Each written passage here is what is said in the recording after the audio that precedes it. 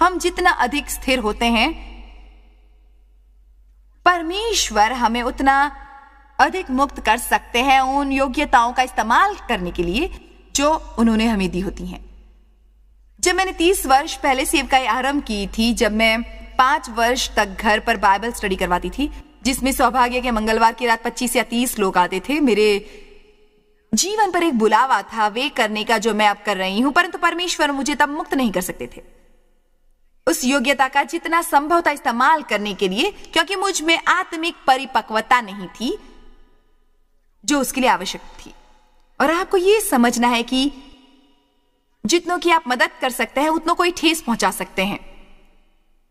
ये उन लोगों के लिए बहुत महत्वपूर्ण है जिनके हम मार्गदर्शन है कि हम वैसा जीवन जिएं जिसका हम प्रतिनिधित्व करते हैं। ये बहुत महत्वपूर्ण होता है कि माता पिता के तौर पर हम अपने बच्चों के सामने स्थिर रहें। उन्हें ये देखने की आवश्यकता नहीं कि आप अपनी बातों और कार्यों में सच्चे नहीं हैं।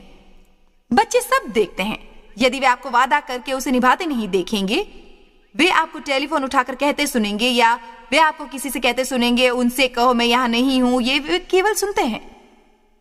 ऐसा नहीं कि हमें हर वक्त अपने बच्चों के सामने परिपूर्ण होना चाहिए। हम मनुष्य हैं। आप जानते हैं कि हम सभी की भावनाएं होती हैं और कई बार हम उसके अनुसार चलते हैं, परंतु हमें दिन प्रतिदिन बेहतर और बेहतर बनते रहना चाहिए। अपनी भावनाओं पर नियंत्रण करने में भी उन्हें अपने को नियंत्रण करने देने की बजाय, न केवल अपने आसपास के लोगों के लिए, न केवल अपनी प्रतिभाओं के मुक्त होने के लिए, बल्कि स्वयं के आनंद के लिए भी।